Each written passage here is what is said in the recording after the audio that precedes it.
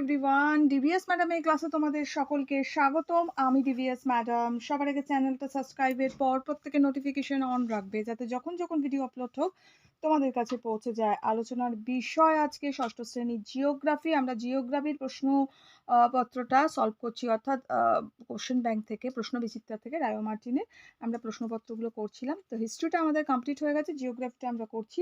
আচ্ছা, লাইন ভিত্তিক যে পাঠ্য বইয়ের পড়াগুলো সেগুলো আমি পড়িয়ে দিয়েছি। গুরুত্বপূর্ণ প্রশ্ন উত্তর পাঠ্য বইয়ে দিয়ে দিয়েছি।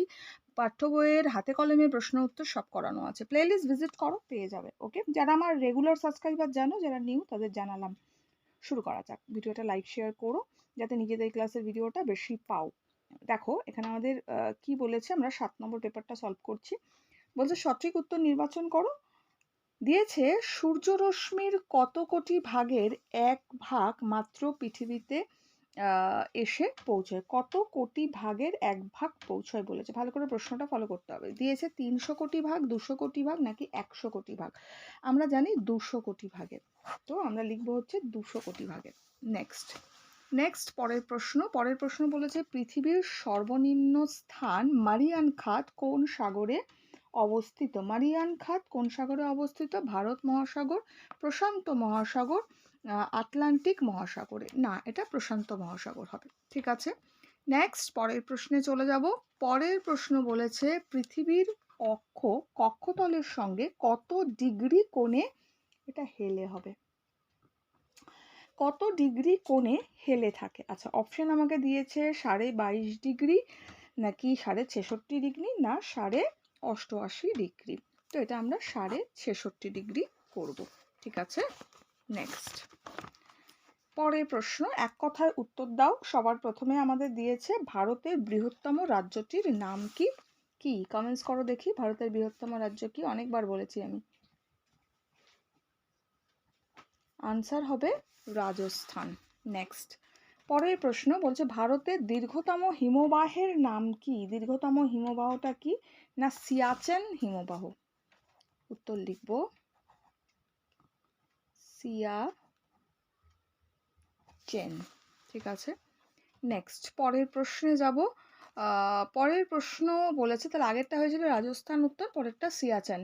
নেক্সট বলেছে সংক্ষিপ্ত উত্তর দাও। বলেছে ভারতের পূর্ব দিকে, পশ্চিম দিকে, উত্তর দিকে, দক্ষিণ দিকে কি কি আছে। ভারতের পূর্ব, পশ্চিম, উত্তর, দক্ষিণে কি কি আছে জানতে গেলে আমাদের পাঠ্য বইটাই দেখতে হবে।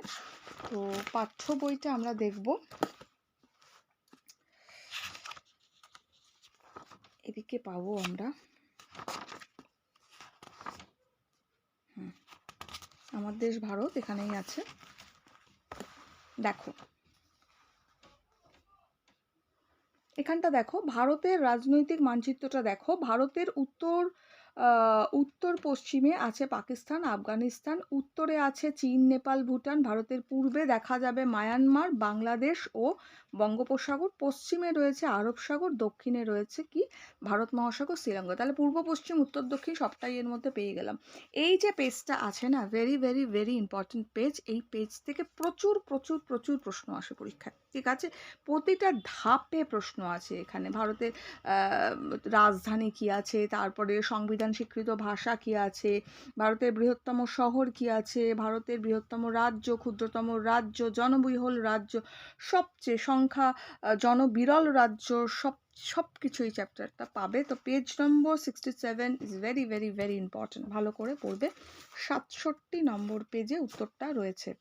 নেক্সট পরের প্রশ্নে আমরা যাব। পরের প্রশ্ন কি বলেছে? বলছে ভারতের প্রতিবেশী দেশগুলোর নাম বলো। আচ্ছা, ভারতের প্রতিবেশী দেশগুলো, এটাও কিন্তু আমরা পেয়ে যাব। এইগুলোই আমাদের প্রতিবেশী দেশের মধ্যে পড়ে। দেখো এখানটা দেওয়া আছে ভারতের প্রতিবেশী দেশগুলোর নাম, মানচিত্র দেখে জেনে নাও। ঠিক আছে, যে এই দেখো তেমনি কোনো দেশের আশেপাশে অবস্থিত দেশগুলো ওই দেশের প্রতিবেশী দেশ। ভারতের প্রতিবেশী দেশগুলো মানচিত্র দেখে জেনে নাও, এখানেই দেওয়া আছে। আমি প্রতিবেশী দেশগুলো তোমাদের লিখিয়ে দিচ্ছি। দেখো এখানে এই যে পাকিস্তান রয়েছে, সমস্ত কিছু, আফগানিস্তান, এগুলো সব রয়েছে। যাই হোক, আমি তোমাদের এটা একটু লিখিয়ে দিচ্ছি প্রতিবেশী দেশগুলোর নাম। উত্তর লিখবে ভারতের প্রতিবেশী দেশ কি না চীন। আমাদের আশেপাশে যে দেশগুলো আছে, নেপাল, ভুটান, একদম পরপর পড়বে এগুলো, হ্যাঁ। ভুটান, পাকিস্তান, আফগানিস্তান,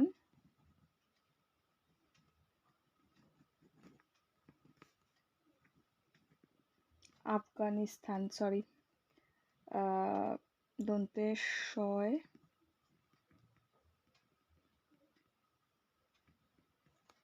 তয় আকার ন, এটা দন্তের স, দন্তে নয় হর্ষি, দন্তের শয় তয় আকার ন, এটাও ত হবে, পাকিস্তানি হয়। যাই হোক, আফগানিস্তান। নেক্সট হচ্ছে, নেক্সট আমরা লিখব বাংলাদেশ, পরেরটা লিখব মায়ানমার, নেক্সট লিখব শ্রীলঙ্কা, তারপরে লিখব মালদ্বীপ। মানচিত্রটা দেখবে পেয়ে যাবে, হ্যাঁ, সরি দ্বীপ হবে, ওফো, প হবে, প। দেখো এটা আফগানিস্তান লিখেছি, ফ গয়াকার, দন্তের নয় হর্ষি, দন্তের শয় তয় আকার ন, এটা মালদ্বীপ লিখেছি, দয় বয় দীর্ঘি প, এটা ঠিক আছে। তাহলে কি কি হলো? প্রতিবেশী দেশগুলো চীন, নেপাল, ভুটান, পাকিস্তান, আফগানিস্তান, বাংলাদেশ, মায়ানমার, শ্রীলঙ্কা, মালদ্বীপ, এগুলো সবটা কিন্তু ম্যাপের মধ্যে আমাদের রয়েছে। ম্যাপটা ভালো করে দেখবে, এর মধ্যে পেয়ে যাবে, ঠিক আছে। ওই পেজ নম্বর কত যেন ছিল, 67-তে। নেক্সট পরের প্রশ্ন দেখে নিয়েছো। নেক্সট পরের পেজে কি দিয়েছে, বলেছে একটি বৃত্ত অঙ্কন করে নিরক্ষরেখা, কর্কটকান্তি রেখা, মকরকান্তি রেখা চিহ্নিত করো এবং মান লেখো। তাহলে মান লিখতে দিয়েছে এবং আমাদের চিহ্নিত করতে দিয়েছে কর্কটকান্তি রেখা, মকরকান্তি রেখা, এইসব, ঠিক আছে। তাহলে চলো আমরা একটু এই আনসারটাও আমরা বইতে পেয়ে যাব, আমাদের কর্কটকান্তি রেখা, মকরকান্তি রেখার আনসারটা, তো বইটা একটু দেখবো।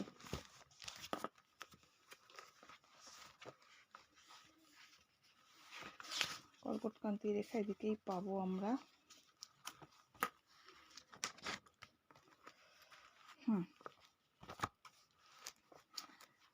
দেখো এই যে আনসারটা রয়েছে, এখানটা রয়েছে নিরক্ষরেখার উত্তরে কর্কটকান্তি রেখা কি দিয়েছে, 23.5 ডিগ্রি উত্তর, সুমেরু বৃত্তরেখা 66.5 ডিগ্রি উত্তর, নিরক্ষরেখার দক্ষিণে মকরকান্তি রেখা 23.5 ডিগ্রি দক্ষিণ, কুমেরু বৃত্তরেখা 66.5 ডিগ্রি দক্ষিণ। কোনটা উত্তর কোনটা দক্ষিণ এটা কিন্তু মাথায় রেখো, ঠিক আছে। আর এই যে আঁকাটা ভেরি ইম্পর্টেন্ট, অনেক প্রশ্নপত্র কিন্তু এটা আমরা পাচ্ছি, এই প্রশ্নটা, তো ভালো করে এটা পড়তে হবে কিন্তু। ওকে, হয়ে গেল, তাহলে পেয়ে গেল পেজ নম্বর 20।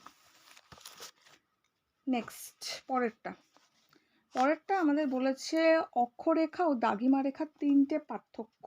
অক্ষরেখা, দাগিমা রেখার 3টে পার্থক্য এখানেই আছে।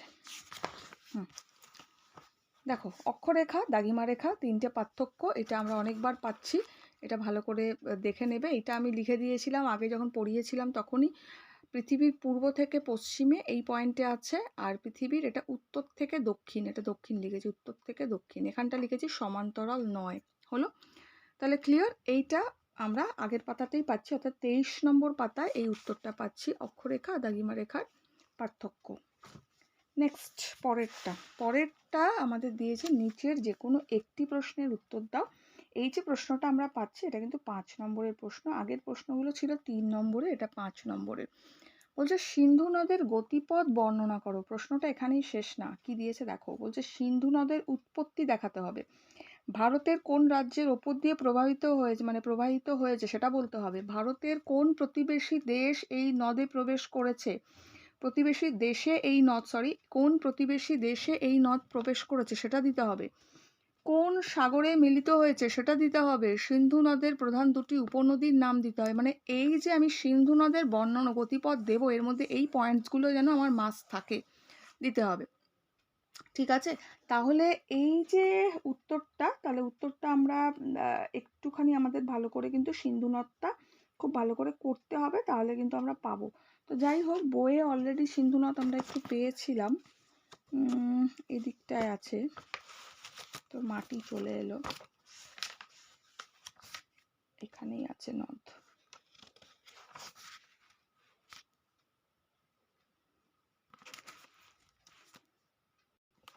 দেখো এই যে সিন্ধু নদ কি দিয়েছে, তিব্বতের মানব সরোবরের নিকট কৈলাস পর্বতে একটি হিমবাহ থেকে উৎপত্তি হয়েছে, এরপর ভারতে প্রবেশ করে জম্মু ও কাশ্মীর ও হিমাচল প্রদেশের ওপর দিয়ে প্রবাহিত হয়েছে, পাকিস্তানে প্রবেশ করেছে, পাকিস্তানে এই নদী প্রধান উপনদীর সঙ্গে মিলিত হয়েছে। তাহলে কোন দেশে প্রবেশ করেছে পেয়ে গেলাম, কিন্তু দেখো কোথায় প্রবেশ করেছে আমি পেয়ে যাচ্ছি, পাকিস্তানে প্রবেশ করেছে। ঠিক আছে, উপনদীর সঙ্গে মিলিত হয়েছে, এই মিলিত প্রবাহ অবশেষে আরব সাগরে মিশেছে। কোন সাগরে মিশেছে? আরব সাগরে। সাগর যদিও চাইনি। এবার দেখো এখানে এক নজরে এটা ভালো করে দেখবে, দৈর্ঘ্য পেয়ে যাচ্ছ 2880 কিমি, যদিও দৈর্ঘ্যটা আমাদের বোধহয় চাইনি, মনে ভুলে গেছি এখন কি দেখলাম, দৈর্ঘ্য দিয়েছিল নাকি, না দৈর্ঘ্য আমাদের চাইনি, উৎপত্তি দিয়েছে, যাই হোক উৎপত্তি পেয়ে গেছি। নেক্সট আমাদের উপনদী চেয়েছিল, দেখো উপনদী পেয়ে গেছো, বিতস্তা, চন্দ্রভাগা, তারপরে ইরাবতী, শতদ্রু, বিপাশা। ওকে, আমাদের দুটো উপনদী বলেছে এখান থেকে। ঠিক আছে, কত ইম্পর্টেন্ট দেখতে পাচ্ছ। যদি পাঠ্য বই কারো পড়া থাকে সে যে কোনো প্রশ্নের উত্তর দিতে পারবে। আমি সবসময় জন্য পাঠ্য বইয়ে জোর দিই এবং পাঠ্য বই তোমাদের প্রতিটা লাইন ভিত্তিক আমি পড়িয়ে দিয়েছি। নেক্সট পরেরটা দেখো দিয়েছে কি, হিমাচল প্রদেশ ও জম্মু কাশ্মীরের মধ্যে দিয়ে প্রবাহিত হয়েছে। তারপরে বলেছে প্রবাহ পথে গড়ে ওঠা প্রধান শহরগুলি লে আর শ্রীনগর, যদিও এগুলো দেয়নি তবু পুরোটা সিন্ধু নদের পড়ে রাখবে। ঠিক আছে, পুরোটা পড়বে। এখানে দেখো এখানে ছক দিয়েছে তো এর মধ্যেই আছে সেটা, যাই হোক সিন্ধু নদ পেয়ে গেলে খুব ভালো করে পড়বে, সিন্ধু গঙ্গা এগুলো কিন্তু পরীক্ষায় খুব আসে।